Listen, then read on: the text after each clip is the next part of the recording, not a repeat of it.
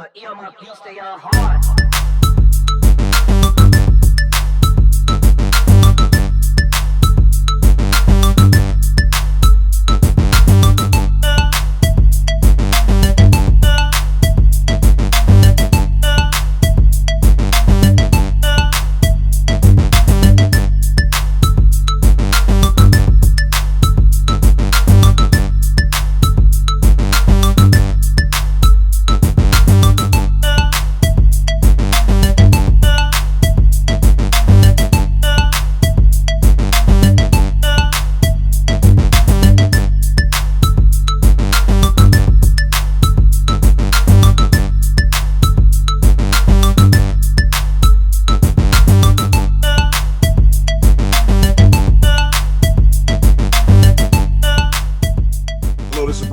With the BCSN Sports Wrap, and we've got another pro football draft conversation here, our continual series that we're trying to do leading up to the NFL draft.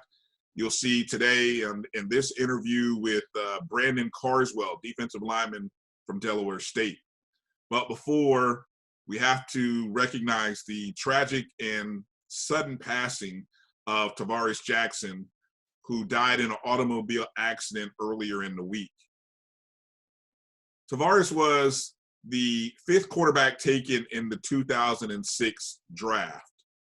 In that draft, that was a draft in which Vince Young was drafted third overall. Also in that draft, you had Matt Leinart, Jay Cutler, and Kellen Clemens, all drafted before Tavares, who was coming out of Alabama State at the time in 2005. His 3 years at Alabama State were spectacular seasons. He won a SWAC championship in 2004, his junior season, after leading them to the SWAC championship game in 2003, his first year after transferring from Arkansas. His senior year had the Hornets on the verge of a third trip.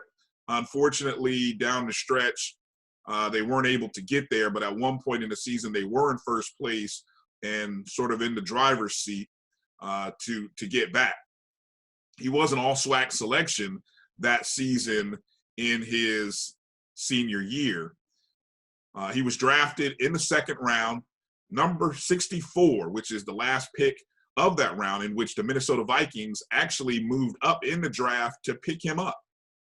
What's interesting and also sad is that since that 2006 draft, there have been no HBCU quarterbacks drafted since then. So talk about a tall order for the class of 2020, but also it kind of stings a little when you've seen most recently guys like Amir Hall, Lamar Raynard, even a guy like Devontae Kincaid, who most recently had great HBCU seasons and careers, who were unable to get drafted. Now, Jackson was the fifth quarterback in that draft. And, after him, there have been 160 quarterbacks drafted in the NFL. Only 12 have come from quote unquote small schools, FCS/1AA or Division II. In fact, in his class, there was one other FCS or 1AA player in the class. And since the 06 draft, there have only been 10 other FCS players and one Division II guy. So that's a total of 12 of 160 quarterbacks that have been drafted from small schools since Jackson. Now, Jackson may not have won a Heisman Trophy like Matt Leinart. He may not have won a national championship in college like Vince Young and Leinart. He didn't even get to the Pro Bowl like Jay Cutler or Vince Young. But he was a Super Bowl winning quarterback, the only Super Bowl winning quarterback of that class. He did that with the Seattle Seahawks in the year in which they beat the Denver Broncos. He actually got into the ball game in the fourth quarter. So we'll always say Tavares Jackson, Super Bowl winning quarterback, SWAC legend. And we send our condolences and thoughts and prayers to the Tennessee State football family, the Alabama State University and family, and his friends and family in the Montgomery area. And we join in with everyone in the HBCU community, the HBCU football community, in remembering the dynamic quarterback that was Tavares Jackson. And we celebrate his life, and we'll remember the wonderful memories he gave us on the field. And we eagerly await to see who the next HBCU quarterback that will be drafted will be. We'll be back after these words with our conversation with Brandon Carswell, defensive lineman from Delaware State.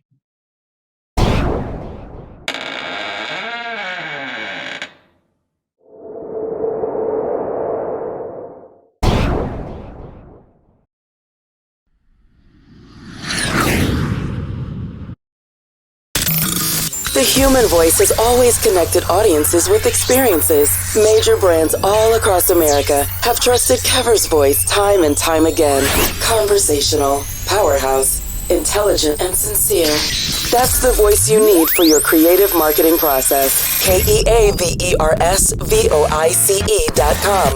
Kever's Voice, Kever's Voice, KeversVoice.com. Always on, all the time.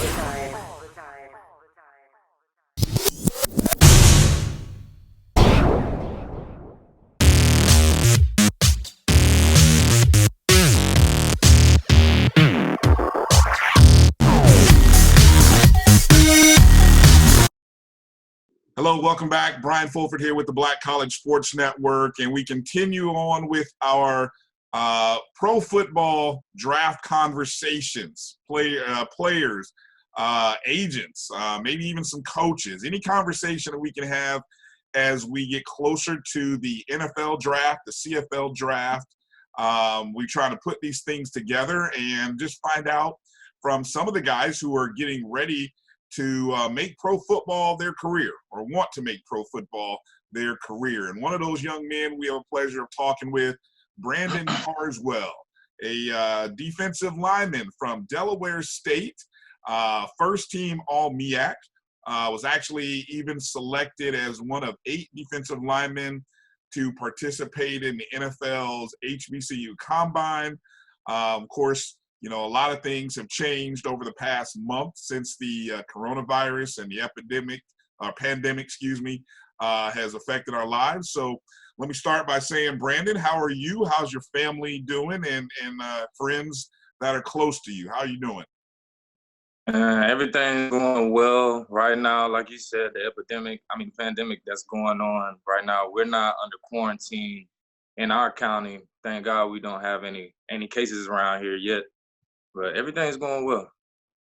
And now, you, in terms of school, you are in the master's program at Delaware State. Are you still able to manage your classes and things like that? Well, I was doing an internship this last semester before I left out for the coronavirus, and they just shipped up like all our classes online. So I'm just doing all my internship stuff online, so it's faring out pretty well towards my degree. Okay, all right, well, good. So let's get a little bit into your backstory first before we get into some of the more recent things. You're out of Mount Vernon, Georgia. Went to Montgomery County High School, and for anyone who may not know your story, you actually went to Savannah State. You started your playing career at Savannah State, and you started as a walk-on. Yes, sir. Tell us a little bit about your high school years and those years and why Savannah State? And did you have any opportunities to maybe get scholarships from other schools, but you just really wanted to go to Savannah State? Honestly, when it came down to like high school football, that was like the hardest time ever, like playing football. Like my practices and stuff, it was like real tough. Like, cause every day we'd go to practice, we'll hit the sleds like nonstop. We'll be sprinting almost all practice. So that work I put in from high school, and when it translated to college, it was like, like I was getting, like, it was a relief. You know what I'm saying? Because they was working us like slaves in high school. But honestly, it made me a better man, and it made me prepared for what I was going to need in college. And yeah, I I didn't have really any offers coming out of high school. I think I had one partial scholarship to go to Auburn for fullback, but I'm from Mount Vernon, Georgia. I didn't have an open mind then.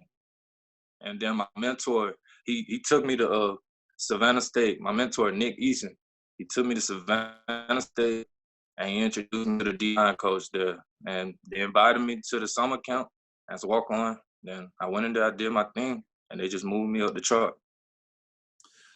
So how your high school program sounds like it was intense, hardest, very challenging. What type of seasons did you guys have at Montgomery County? I mean, we didn't really have winning seasons. I never went to a championship, never been to a playoff or anything like that. But it was still fun though. The way they prepared us, like I was able to go out there and bully people. Like I enjoyed my high school career. You now when you get to Savannah State, you mentioned that you felt like you were so well prepared that it felt easier. I don't know if you hear too many guys say that. That's a credit. Yeah, that's a credit to the high school coaches, I guess someone would say. Yeah. What were some of the things that outside of maybe the football aspect, what were some of the adjustments that you maybe were challenging or that you found as easy as it was making the transition from high school to college football?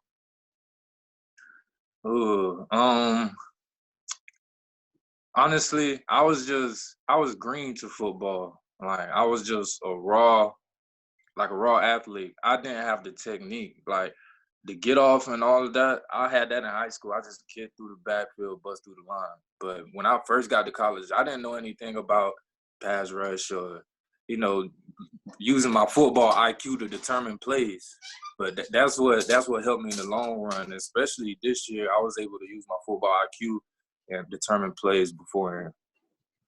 And speaking of IQ, let's be clear, because you graduated Savannah State with a BS in electronics engineering, correct? Yes, sir. And so, I read an article that your IQ and your intelligence, one of the things that you are most proud of, that's a uncommon major. Were there any other football guys in your major? Yeah, and I graduated early too. It was supposed to be a 5-year degree. I ended up graduating in 4. Wow. What I guess let me ask, what was the inspiration for that major? Honestly, I like taking stuff apart and putting it together. So being an engineer is already in me. And honestly, I really wanted to do mechanic, but I like technology. So the electronics, it just fit well with me. And with a major like that, I just imagine maybe it'd be football coaches or other people kind of looking at you like, are you sure you want to do this as a major and try to handle all the responsibilities that playing with football? Was there ever any discouragement from anybody, or was it all, encouraging? Honestly, on this journey so far, I've really been kind of pushing myself. But I got a couple people that has my back, and they be in my ear and they be telling me to keep going. And so how is what's the course? Give us an idea of the demands. I mean, we think we have an idea of what the demands of being a student athlete playing football is like. What's the demands of being a electronics engineering student? Oh my God. It's like it's about the same. Like if you like any college student, it's just all the science. It's like 2 labs, then you got all this math too. Then you gotta go to workouts, you gotta go to practice for a couple hours, then you gotta come back, finish your work. By then, tired. And still you have to find a way to put money in your pocket. You're an athlete. So and I didn't really come from like a rich family or anything like that. So I had to make a way with whatever I had. But it was difficult, but it wasn't too much. Did other teammates find you sort of inspiring, the fact that you're able to tackle such a challenging major and play football? Did it kind of inspire other guys? Oh yeah, it definitely did. And I always used to talk to people like that was kind of messing up a little bit, and like, come on, man, you here to get your degree. You're not here to really. You here to get your degree and play football, but your degree come first. And yeah, you said you started as a walk on, but you eventually earned a scholarship after that first year, correct? Yes, sir. The I know first that semester, actually. first semester. Yes, sir. I know that had to make some people at home proud. What kind of thoughts, or what do you recall about those early years from your parents? What were their emotions like when that opportunity came?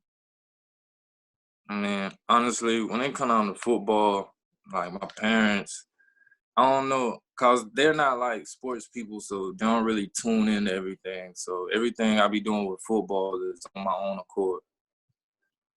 Okay. So the academics are always there, but the football side, it was just kind of one of those pluses that you discovered. Yeah, that's my thing. Yeah. And I guess as long as you were keeping the grades, they were okay. Yeah, everybody happy as long as you pass them classes. Do you have any siblings? How many siblings do you have? I have, let me count them on my fingers. I got 2 sisters. I got a brother. I had a brother that passed away my sophomore year in college, and I got an older sister too. Okay. Yeah. And I got step siblings too. Yeah. Okay. Okay. And do you find yourself being serving as sort of a mentor or a role model to them? Yeah, cause everybody say I'm the different one, cause I'm always to myself, and I'm always doing football activities. Especially when I go around my nieces and nephews, they always hugging and smiling at me and stuff, and it just made me feel good to be somebody that they look up to, be happy whenever they see me. So you're at Savannah State, and Savannah State's in the MEAC, and while there were some challenging seasons that I'm sure you were a part of, but the one thing, you guys always had strong defenses. I mean, that was one thing that was always apparent at Savannah State. Talk a little bit about your time there. How you may not have had always the team success, but you guys held your own on the defensive side of the ball. What was that like? It was fun. Like, cause the defense, we just rowdy guys, especially the people that I met off fields at Savannah State. They like my brothers. I still talk to them today. Especially like everything that I really learned came from one of my best friends, Stephen Banks. When he used to go to Savannah State with me, like he was a dog. Like if you look up his stats right now, it just made me motivated me to do better. And he played right beside me. I was 3 technique, and he was the 5 right there beside me. And like he was just a freak of nature. So it just made me want to be a freak of nature too. And did he and you mentioned Stephen Banks, any opportunities? Did he end up playing professionally? Do you have any opportunities? Yeah, he just signed with the Calgary Stampeders. Okay. So as you're going through this process of getting ready for drafts, and your name is being circulated as one of the top defensive linemen in the country and among HBCUs even, do you find him as someone you can talk to and get advice from? Yeah, I can call him anytime. We might not talk all the time, but it's one of those brother relationships. Like, hey, when I call you, it's nothing but love. He'll answer the phone smiling, like, what's going on, bro? Yeah, I can talk to him about anything, especially when it comes down to perfecting our craft. What kind of advice has he given you about this process right now as you're dealing with scouts and maybe coaches and just this whole process? Honestly, when I called him and told him about the process, he was like, good stuff, because I ain't get to do none of that. But he did get to go to like some NFL camps though, like the combines and stuff. I kind of been the one that's been doing that. Okay, so you're a little bit further ahead, I guess, in some ways, and unfortunately, well, he got to go to some teams, and obviously we can't do that given the quarantines in different places. Yeah. You chose to go to Delaware State. You enrolled in their master's program because you still had a year of eligibility left. What was it about Delaware State that attracted you to them? And I mean, were there other opportunities that you looked at as well? I really didn't look into any other opportunities because it really didn't matter where I played ball at my last year. I just wanted to finish and have a great season and meet another group of great guys. And honestly, when it came down to choosing Delaware State, it was mutual because after I was done at Savannah State and I went into the portal, they contacted me. We talked. I took them a visit. I loved the environment up there, and I grew with the coaches, and we all just got a bond now. So it's like I can trust them. That's why I chose Delaware State. It's a totally different environment too. I mean, you're a Georgia guy. Yeah. You went to school in Georgia, Yeah. And then you end up in the Northeast in Delaware. Mm-hmm. It was kind of fun, like in the summertime when I went up there, like in the summer leading up to before it got cold. But when it got cold, I stayed in because I'm a Georgia boy. That hot. I bet that's something new, but it's good that you got a chance to get out. How much of the how intriguing was it to sort of also stay in the MEAC? The fact that Savannah State, you had been in the MEAC and you knew the opposition, so how much of that played into it? I mean, I already knew what I was going to do when I came back because the 4 games that I did play when I redshirted, I mean, I was still getting I had about 4 sacks for the season and still about 7 TFLs. So it's like, I'm about to come back and dominate. Yeah, so I mean, you definitely had some good numbers this past year. You went from you went from a year where you were the 3rd team All MEAC to finishing this year first team All MEAC. Would you credit just you mentioned your football IQ growing at Delaware State? How much of that was a factor, or was it like just the fact that you knew these opponents so much better, or was it a combination of both? Honestly, I think it was just football is kind of like natural to me, just like getting up in the morning and getting dressed. Right? Just get on the field and just do what need to be done and don't complain, And if something's not going your way, you figure out a solution to get through it. That's what I started realizing instead of just, and just keep working. The more you practice, the earlier you get out there, get on the bags, it's going to help you in the long run. And that's what I had to start realizing. Yeah, and you guys over at Delaware State, you definitely you're playing with some guys. You're playing with some ballers over there, especially on the defensive side of the ball.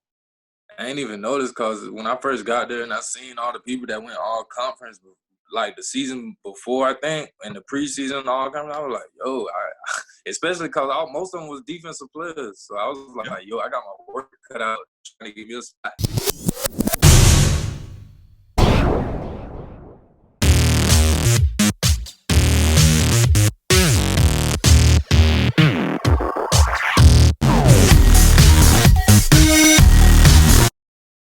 The Creole Seasoning is a sodium-free and sugar-free blend that's versatile enough to put on anything.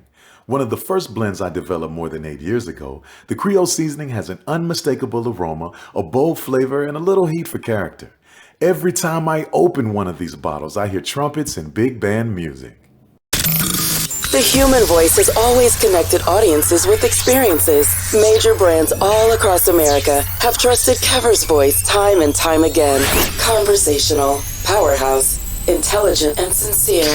That's the voice you need for your creative marketing process. KeaversVoice.com. Kever's Voice, Kever's Voice, KeversVoice.com. Always on, all the time.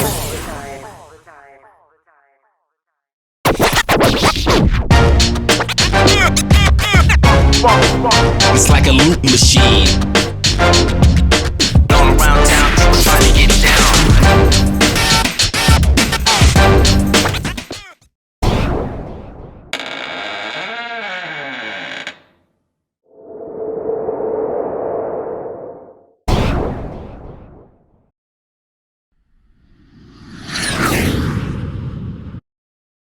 Let's talk a little bit about the opportunity that first presented itself to be a part of that HBCU NFL Combine, which, you know, had it happened, that would have been the inaugural group. To the cancellation, let's start with getting the opportunity first. What kind of thoughts, what kind of emotions, what kind of communication did you have leading up to that and getting that announcement? I mean, when I first heard about it, I woke up one morning, I had a missed call. I checked my phone, and my coach had sent me a text. It was like, call this lady right here. She want to invite you to the NFL Combine. And I called her, you know, she gave me all the info, and then she sent the email. But I was really excited to go to the Combine. And just like you said, it was the first one, so it's writing history, you know what I'm saying? So it's like, when everybody go back to be like, who went to the first NFL HBCU Combine? And they'll see all our names up there, and that's history. It would have been bigger than just, you know, just going there for an NFL opportunity, you know, because honestly, I'm trying to leave a legacy. I'm not just trying to be famous and play football for money. You had you spoken with any scouts at that point in, you know, obviously that was probably sometime maybe in February during, you know, that semester. Had you talked to any scouts after the season was over? I talked to them as soon as the season was over, like in the fall semester, I had talked to a couple of scouts, but in the spring, it kind of got laid off. Like, I didn't really talk to too many people. And then I started going to my combines, and I went to a bowl game, and I talked to a couple there. And what kind of feedback are you getting from them as you're talking to them, as they're learning about you, as they're watching their tape? What are you hearing from them? Every time they turn on my tape, they be like, I love your film. I love this film. Like, because of my motor. That's what they always say. Oh, you got a motor. That's what they always say. And, you know, and we just started talking about life, you know. And honestly, most of them, they can relate to me. Yeah, you're I'm sure when they see that you were electronics engineering graduate, or you have your BS in electronics engineering, and that you have a master's, or you're pursuing a master's in sports management, I know that's got to be one of those things that they see, and that kind of is like, okay, we got a guy here with an IQ, and then he just plays so naturally, as you've kind of talked about. As you were growing up, and as you started thinking about sports and football professionally, who were some of your role models? Who were some of your idols that you looked at? Some of my role models that I looked at, I looked at people like John Randall, because I like the older dudes. And, you know, I like people like Clay Matthews and Luke Kuechly and all them. Oh, yeah, Jason Pierre-Paul. He was one of my favorite linemen. Now, your size is also kind of interesting, because you're listed at 6 feet, but as I look at different places, as they look at your weight, I see everything from when you were a young guy in the 270s to now. One of the most recent things I saw, you're down to is like 229, and I'm like, okay, do you consider yourself a a defensive end, an interior lineman, outside linebacker? Where do you project yourself being able to help a team? What position? Honestly, the way I feel, I can contribute in any position, but the way a team will look at it, to be realistic, I'll be a defensive end or outside linebacker or inside because I can bring the smoke on the inside too. Because I played nose guard whenever I got to Savannah State. Really? Yes, sir. Okay. Once the announcement came that, we knew this pandemic was going on and we knew that we were in sort of a quarantine life, what has workouts and things been like for you trying to stay sharp, stay healthy, and just manage the things you need to manage? Well, it's I've been doing well with my workouts because I stay in the country. There's nothing but big fields out here anyway. I go anywhere, run, I got center blocks all around the house. You use those as weights. Just been using my ingenuity. Just got to make up for it till we can get back in the gym. You doing country workouts. You're doing like Yeah. cinder blocks and okay. I need some sandbags. Sandbags and bales of hay. I mean, come on, man. You're doing old school country workouts. Okay. Yeah. Mm-hmm. None of that weight room stuff. I've heard about cats who've done those kind of workouts. Those are nasty dudes who are in pro levels. Your agent Clifford Jackson, a good friend of ours. One of the things I like about him is his exposure to not just the NFL but to other leagues as well. Have you seen and heard about not just opportunities in the NFL? Are you excited about opportunities in Canada or other places as well? Yes, sir. I'm definitely excited about going to Canada because I've never been out the country before. And I already got my passport. I was already ready to go, Even if the NFL didn't want to give an opportunity, I was still stoked about the CFL because that's just more experience somewhere else. Have you had an opportunity? Are you talking with any scouts or anybody like that via Zoom or anything like that? No, sir. The only thing I've been using Zoom for is job interviews. Okay. Tell me a little bit about you mentioned you were on an internship. Tell me a little bit about the internship you were recently on. Well, the internship was with Delaware State and through the sports administration program. So I was going to be working directly with the football team during spring football. Okay.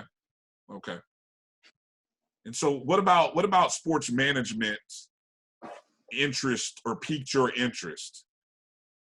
As a master? That you can't play football forever. So it's like I still want to be around the sport and just be able to enjoy it and teach other people and give the same knowledge to the kids and just let them know about the mistakes that I made before they make them so they can go ahead and grow off of it. Okay. So if you had an opportunity after professional football to be a sports agent, a football coach, or a video game designer, which one would you rather do? I'd rather be a football coach. I got to be directly into it. So you caught me with the video game design stuff because I really wanted to do that too. But yeah, I love to be a football coach. That's been my passion. Hey, you can still do both. There's opportunities out there. Sure, a smart guy like yourself. I know there's got to be opportunities to do both. Yes, sir. Let me ask a couple of questions back to your time playing in the MEAC. Who would you say was your toughest MEAC opponent that you faced against? From an individual level, who was the toughest dude on the other side of the line that you went up against?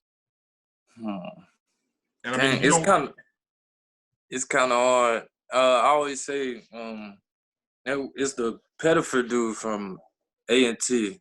I think it was either him or number 8 from Morgan. I don't know his name, but he's some NFL dude's son. Okay. What was it about Pettiford that was challenging for you? I mean, he just put in the same work as us, and I think he's a smart dude. Sometimes he can read what you're doing, and he got good hands. He can read what you're doing when you get off the ball. Like me, somebody who got a good get off, he real long, so he got good steps up with you. And it's just, I don't know. It's like he's just good. He's real good with his hands. And I noticed this past year, you a lot of games you had almost at least one tackle for loss in just about every game this year. Did you get any tackles for loss against them, against A&T? Yes, sir. Definitely. From a team perspective, who would you say was the toughest MEAC team that you had to go against? One second. Oh my, what is my phone doing? The toughest team? Yeah. Honestly, the toughest MEAC team is A&T. Yeah. What is it they do? What is it that they do that makes it so tough? They play as one unit. Yeah. Especially every time I played them, they played as one whole unit. You know, everybody was together. That's why it was kind of hard saying like which individual lineman, because when I went against them, like all of them were like uniform and they communicated, and you know they were passing people off to each other. You know, so it was they got a good front. I'm always curious about this, through whether it be your film study or maybe pregame or maybe even the early moments of a game, do you kind of have a feeling that, oh, we can get through to this offensive line group, or what is it that sort of is the tip off for you that gives you a good feeling that, oh, we're gonna have a good day against this group, or vice versa, like we're gonna have a tough time with this group? Honestly, when it comes to film study, I look at them and the tendencies, but I really get my feel the first play of the game. And honestly, when it come down to preparing for an O-line, I don't really prepare for the O-line. I just work to get myself better, because if I'm the best that I am, then they're going to have to work up to me. So, yeah. I just really focus on what I need to work on during the week. Like if I watch film from the previous game, I'll watch myself and I'll just sit there and be like, oh yeah, my steps was messed up right there. Or I went too far. I stepped too far outside, so that's why I could have got to the tackle a little bit quicker. It could have been a tackle for loss. Good point. Who was the toughest quarterback that you had to play against? Like the guy that either you couldn't get a hold of, or you just like every time you got close to catching him or a sack, you were like, he just got away from you, or I hate to say, the guy that just lit you guys up. Who's the toughest MEAC quarterback you had to go up against? Had to be. It was either FAMU quarterback, or it was or Morgan State, because he slipped through my hands so many times that game. Morgan State this past season? Yes, sir. This past season, he slipped through my hands so many times. I don't know what it was.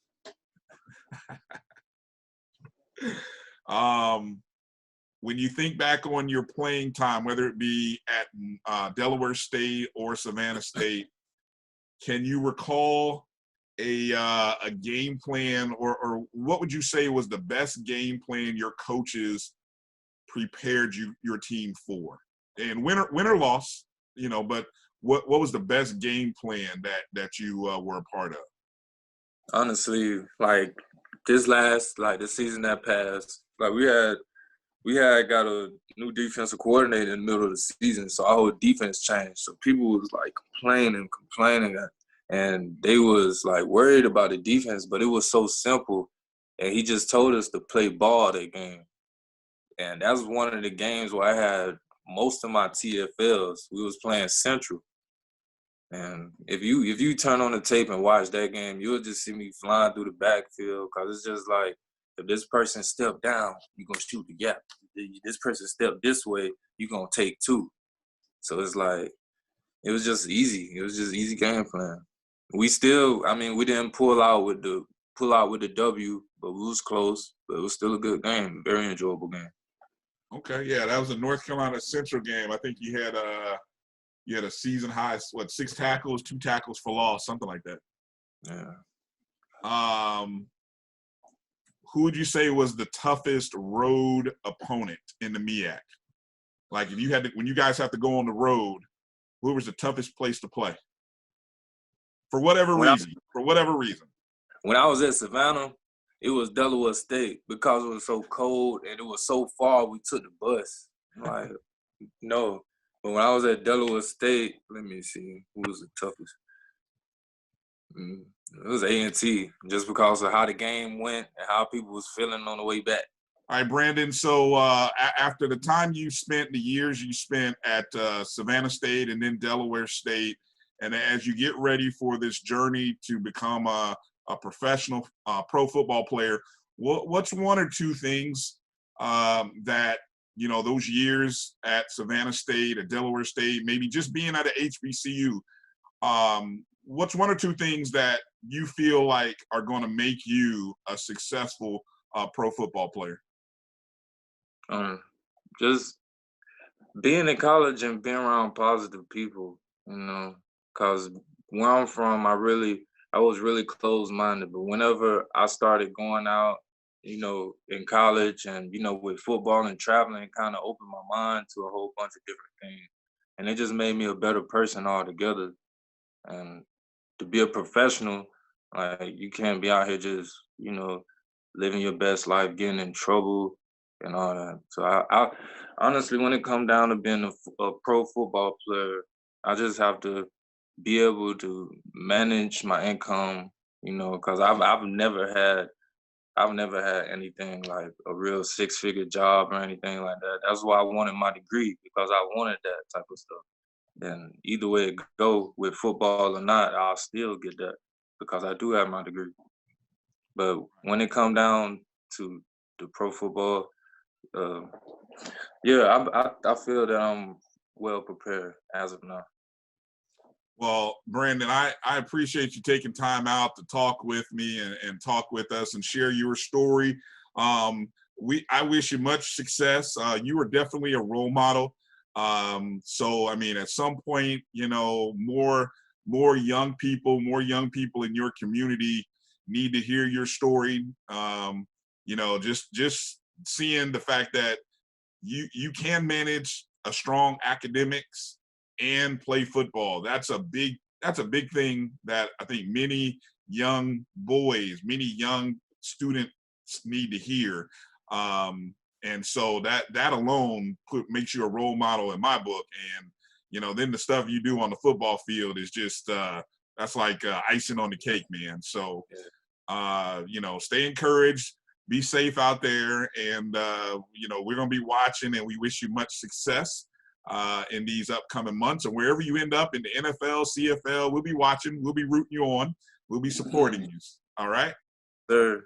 Okay, man. God bless. Take care, and all the best to you, okay? You too, and I appreciate the interview, Mr. Brown. Make sure you stay in contact. Definitely will, sir. Thank you. Yes, sir. Have a good one. All right. But you stay on hard.